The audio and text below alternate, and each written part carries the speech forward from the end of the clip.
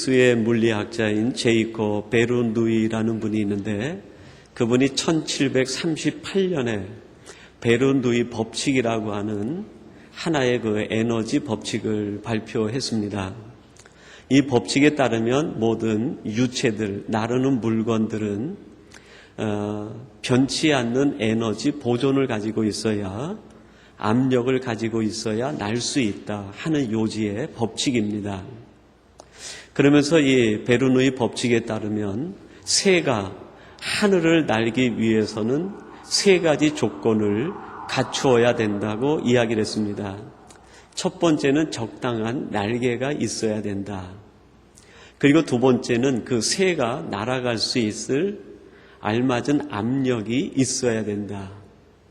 그리고 세 번째는 이 새가 날아갈 수 있는 가장 적절한 각도를 유지해야 이 새가 훌륭하게 비행을 할 수 있다는 것입니다.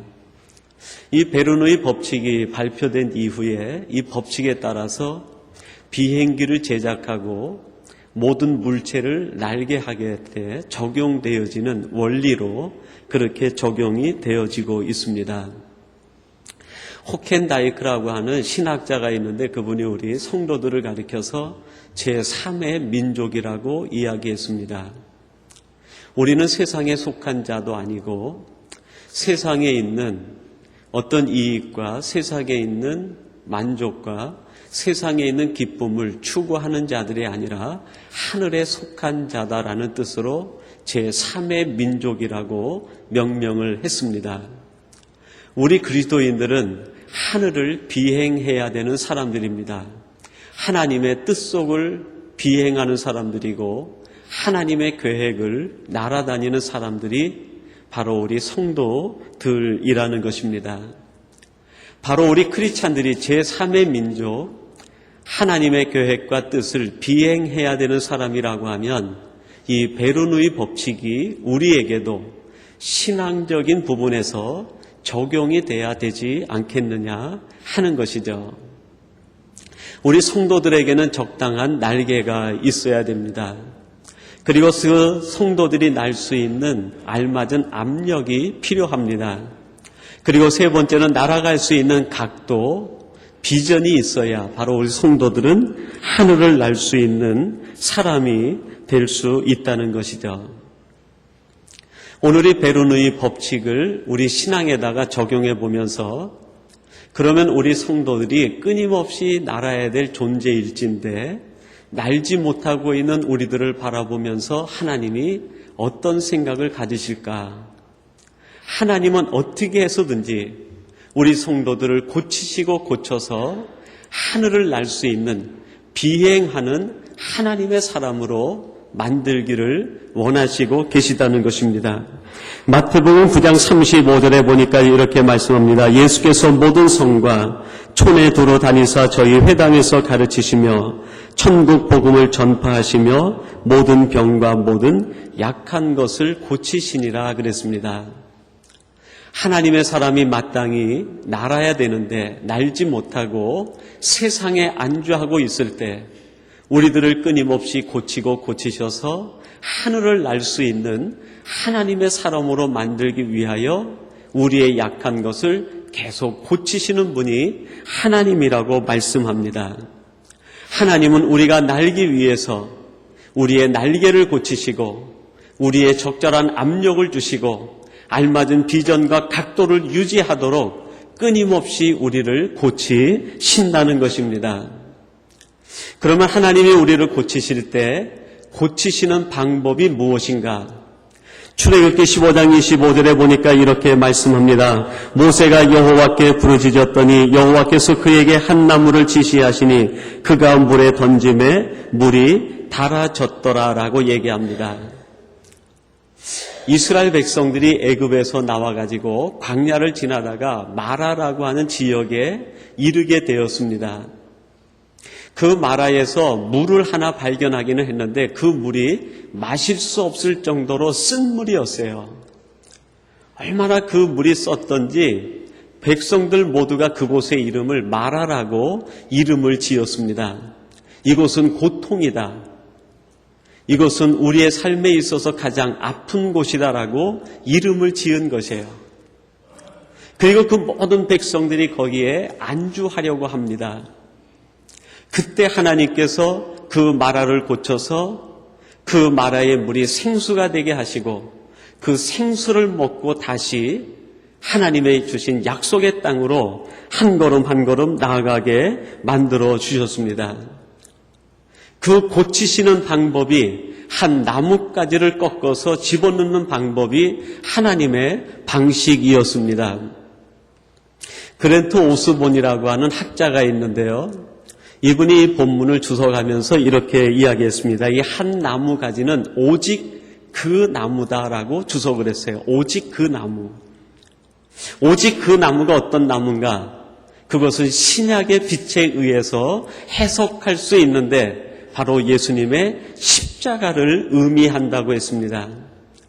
그들이 가지고 있는 문제 한가운데에다가 오직 한 나무 가지, 곧 예수님의 십자가를 집어넣었을 때 그 문제가 해결이 되고 그들의 삶이 치유되고 회복이 되고 새로운 미래를 향해 나갈 수 있게 되었다는 것입니다. 하나님께서는 우리들에게 말씀하시기를 우리의 삶이 회복되기를 원하십니다. 그리고 치유되기를 원합니다. 그 방법이 무엇입니까? 우리의 삶 한가운데에 십자가를 집어넣는 것이 방식이라고 말씀합니다. 그러므로 오늘 주신 말씀을 생각하면서 예수 그리스도의 십자가를 우리의 삶 어디에다 놓아야 될지 우리가 함께 묵상해 보면서 예수님의 십자가를 통하여 궁극적으로 우리의 무엇이 치유되고 그 결과 우리가 어떻게 하나님의 뜻에 따라 비행하는 하나님의 뜻과 계획 속을 날아다니는 사람이 될 것인지 함께 생각하고 은혜를 나누는 이 시간 되기를 간절히 바랍니다. 첫째로는 우리 인생 자체에다가 예수님의 십자가를 놓아야 됩니다. 우리의 인생 자체에다가 예수님의 십자가를 놓게 될 때 우리들이 미처 깨닫지 못했던 하나님께서 우리에게 주신 은사들을 발견할 수 있게 된다는 거예요. 하나님의 뜻을 알게 되고 우리를 향하신 하나님의 계획과 목적을 알게 된다는 것입니다. 여러분 오늘 본문 24절 말씀을 한번 주목해 보세요. 이렇게 말씀을 하고 있습니다. 백성이 모세를 대하여 원망하여 가로되 우리가 무엇을 마실까 하매라고 말합니다. 지금 이스라엘 백성들이 모두 애굽을 나와서 광야를 지나다가 마라라고 하는 지역에 이르게 되었습니다. 200만이 넘는 이스라엘 무리가 모이게 된 것이죠. 근데 특이한 것은 그 마라라고 하는 현장에 모든 백성들이 똑같이 있으면서 200만의 모든 백성들은 하나님을 향해서 모세를 향해서 원망을 합니다. 근데 오직 한 사람 모세만큼은 원망하지 않고 잠잠히 있는 거예요. 모든 사람들이 원망할 때 오직 한 사람만큼은 잠잠하게 다른 행동을 보이는 거예요.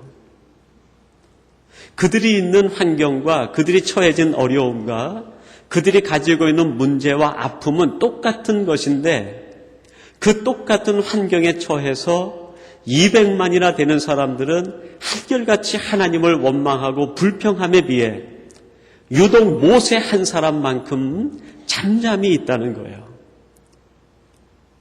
매튜 헨리라고 하는 영국의 아주 고전적인 주석학자가 있는데 그분이 이 구절을 해석하면서 그렇게 해석을 했습니다. 모세의 가슴 속에서는 불타는 떨기나무 십자가가 있었다.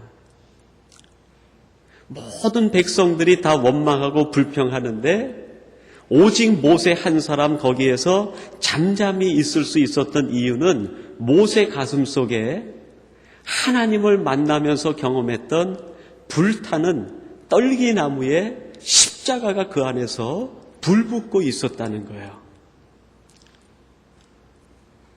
하나님의 십자가가 있는 사람과 그렇지 않은 사람의 차이를 매튜 헨리가 지적하고 이야기하고 있는 거죠.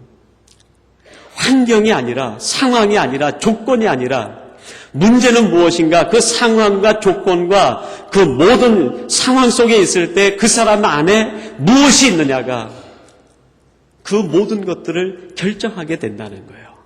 예수의 십자가가 있는 사람과 그렇지 않은 사람의 차이가 드러나게 된다는 것입니다.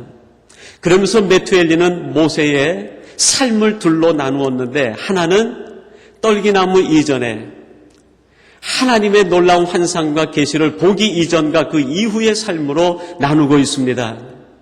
모세 역시 그 안에 불붙는 떨기나무에 하나님의 은혜를 체험하기 전에는 이스라엘의 200만 백성들과 똑같은 사람이었다는 거예요. 그러나 그 안에 불붙는 떨기나무의 십자가, 그 한 나무를 가지고 있을 때 모세는 전혀 다른 삶을 살아갈 수 있게 되었다는 것입니다. 이 떨기나무를 통해서 모세가 발견한 건 출애굽의 소명이었습니다. 하나님께서 그에게 날개를 달아주시고 그곳에 인도했다는 것을 모세가 알았기 때문이라는 것입니다. 왜 내가 여기에 있는지, 왜 하나님이 나를 여기에 보내셨는지, 왜 이 장소에 내가 있는지, 그것을 아는 사람과 알지 못하는 사람의 차이가 거기에 있다고 이야기를 합니다. 여러분, 우리가 살아가면서 우리 역시 똑같은 환경과 상황들을 접하게 됩니다. 그러나 그 모든 상황 속에서 원망하는 사람이 있는가 하면 오히려 그 속에서 감사의 조건을 발견하는 사람이 있습니다. 도대체 무엇이 다르기 때문에 그렇습니까? 그 속에 하나님으로부터 받은 그애가 찾은 소망하고는 십자가가 있느냐 없느냐가 그것을 가름하고 판단하게 된다는 것입니다.